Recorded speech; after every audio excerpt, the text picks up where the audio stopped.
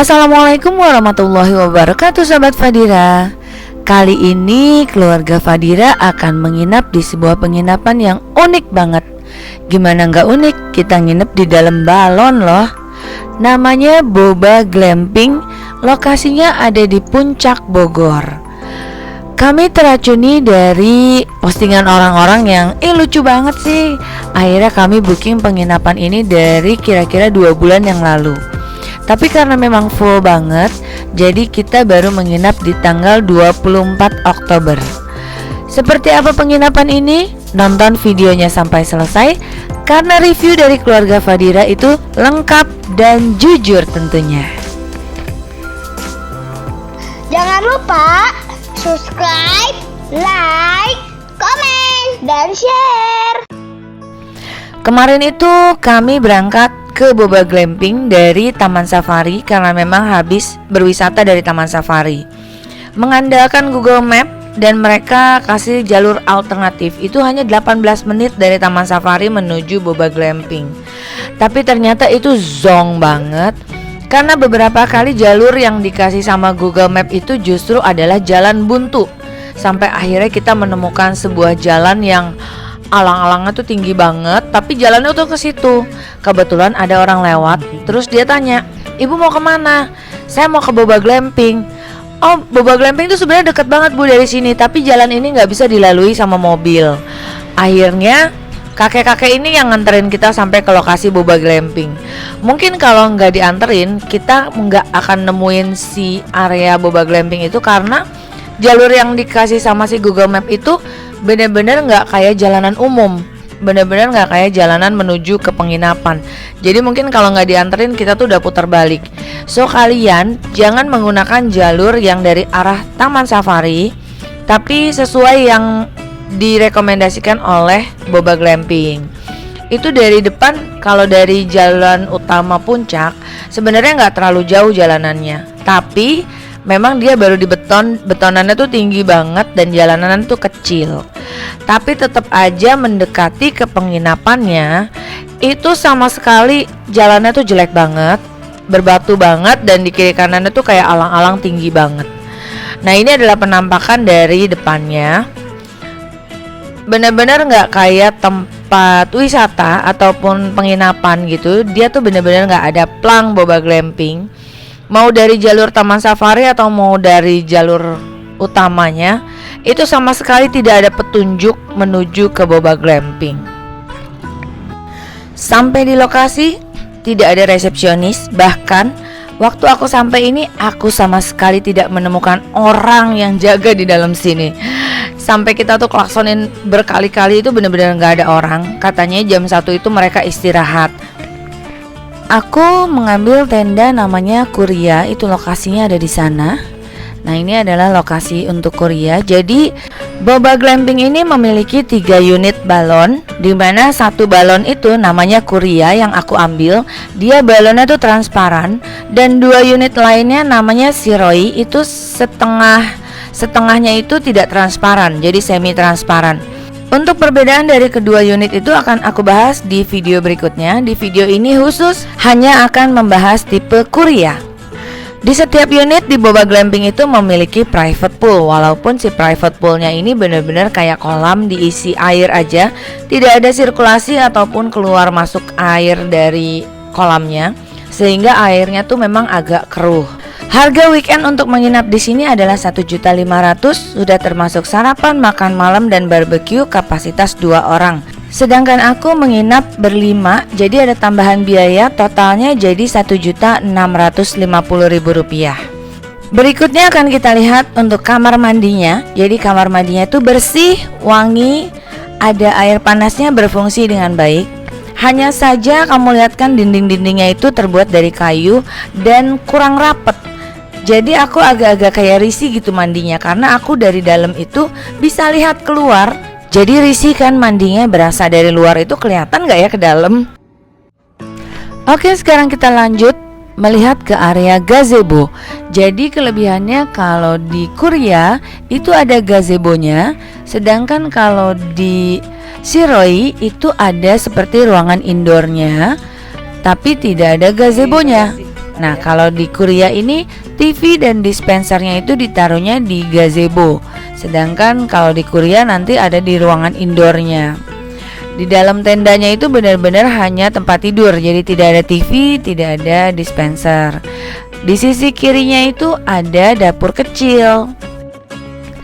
Aku pede banget gak bawa alat-alat makan karena lihat ada dapurnya kan. Ternyata dapurnya tuh hanya menyediakan satu panci, ada talenan, ada 2 piring kecil dan kompor yang bisa digunakan. Tidak ada sendok garpu sama sekali, tidak ada gelas, juga tidak ada piring besar, itu nggak ada sama sekali. Jadi ya udah, kalian kalau mau kesini ya bawa alat makan sendiri. Kalau untuk pemandangannya oke banget lah, dari sini kelihatan gunung semua, kayak masih hijau banget, masih alami banget, enak. Untuk udaranya kalau siang-siang gini panas tenan. Dan kita sekarang lanjut lihat ke tendanya. Kita lihat dari arah luar dulu ya. Sayang seribu sayang, menurut aku si kain tirainya ini tuh kotor gitu ya, karena udah kelihatan kotor. Mungkin bahan atau apanya sebaiknya tuh diganti. Kemudian nempelinnya tuh kayak agak asal gitu. Jadi sebenarnya kalau dijahit, dikasih perkat itu akan jauh lebih baik. Tapi ini tuh kayak cuman di strapless, jadinya dia nggak begitu kuat untuk menempel. Sekarang kita lanjut masuk ke dalam balonnya. Jadi di dalam balon ini hanya ada air cooler dan tempat tidur. Kamu lihat kan untuk tirai-tirainya itu mereka tuh berjarak gitu, karena memang tidak ada perekatnya. Kemudian kalau siang-siang itu tidak disarankan deh kamu ada di dalam balon ini karena emang panas banget. Disarankan kurang lebih masuk ke sini tuh sekitar jam 3 jam 4 udah mulai oke. Jadi kalau kamu datangnya siang kayak aku, itu ya udah berenang aja dulu, anak-anak puas-puasin berenang. Tuh anak-anak aku berenang sampai jam 4 atau setengah 5 gitu ya, baru mulai naik, selesai mandi, masuk ke dalam balon itu udah nggak panas. Jadi kita sambil nunggu sore tuh anak-anak berenang, kita menikmati welcome drink. Kita dapat welcome drink nih, ada snacknya sama minuman hangat. Jadi ini suasana malam kita udah di dalam glamping.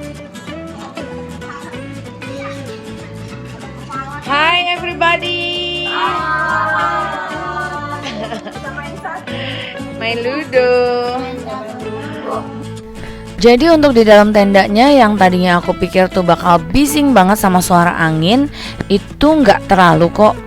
Kemudian di dalam tendanya ini sendiri, walaupun aku booking dan bayar untuk 5 orang, ternyata hanya dapat 2 extra bed. Jadi satu tenda itu maksimal hanya 2 extra bed. Kemudian walaupun booking untuk 5 orang, sudah bayar untuk 5 orang, kita hanya dapat fasilitas 2 handuk mandi. Jadi kalau kamu lebih dari 2 orang, jangan lupa bawa handuk mandi ya. Bayangan aku kalau nginep di balon ini malam-malam, oh cantik banget, lihat bintang, lihat bulan. Ternyata nggak bisa, karena di bagian atas itu kayak berembun, karena memang cuaca dingin kan, jadi berembun itu nggak kelihatan apa-apa keluar. Kalau untuk area sekitar balon sih kelihatan, tapi kalau untuk ke atas itu bintang tuh nggak kelihatan sama sekali. Untuk tirai itu yang mengarah ke kolam dan gazebo itu blas, nggak ada tirainya. Kalau di bagian belakang yang ada balon-balon lain itu ada tirainya. Dan tadinya kan tirainya tuh kayak berjarak, tapi aku sudah antisipasi, aku bawa banyak banget peniti dan itu tuh semua aku peniti-penitiin. Akhirnya rapet kan, jadi kayak kita punya privacy. Tapi kalau terlalu jarang-jarang kita kan jadi nggak nyaman juga di dalam balon. Nah walaupun di sebelah arah ke kolam dan gazebonya itu tidak ada tirai sama sekali, mungkin karena pikir mereka di sisi setelah pagarnya itu tidak ada rumah, jadi memang tanah kosong dan posisinya tuh ada di bawah, jadi mungkin nggak akan ada yang lihat. Tapi kan kita nggak tahu ya dari jauh tuh kelihatan atau enggak atau gimana, tapi yang pasti aku dan keluarga sama sekali nggak berani ganti baju di dalam balon ini karena memang nggak ada privacy banget, kelihatan banget dari luar. Jadi kita tuh ganti baju tuh adanya di kamar mandi. Nanti aku akan kasih lihat ke kamu. Masuk ke dalam balon ini tuh agak merepotkan karena kalau kebuka sedikit si balon tuh kempes. Jadi waktu awal-awal tuh kita kayak buru-buru gitu. Padahal sebenarnya nggak masalah, nggak usah buru-buru. Karena kalau misalnya balonnya kempes, nanti juga akan besar lagi. Jadi nggak perlu yang buru-buru gitu. Nah ini adalah balon pada saat kempes tuh kayak gini nih, ada Aki di dalam yang dia penasaran kalau balonnya kempes tuh kayak apa. Jadi dia ada di dalam nungguin sampai si balonnya ini besar lagi. Nah sekarang aku mau kasih lihat ke kamu seperti apa sih kehebohan kalau kita masuk ke dalam balonnya itu.